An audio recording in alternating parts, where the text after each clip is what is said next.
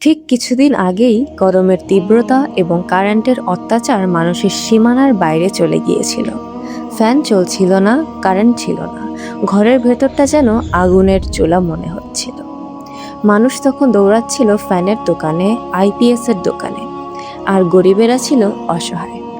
এবং তার ভিতরেই ছিল জ্বালানির সংকট।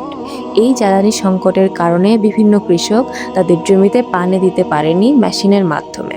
আর তেল নিয়ে যে সিন্ডিকেট চলছিল তা তো নাই বা বললাম। অনেক জমিতে ফাটল ধরেছিল পানির অভাবে। মানুষের ভিতরে এক অস্থিরতা, জুলুম এবং কষ্ট অনেক বেড়ে গিয়েছিল। একদিকে গরম, আরেকদিকে লোডশেডিং। সিন্ডিকেটের খেলায় গরিব মানুষের পক্ষে টিকে থাকাই কঠিন হয়ে গিয়েছিল। মনে হচ্ছিল এই পরিস্থিতি থেকে বের হওয়ার কোনো পথই নেই।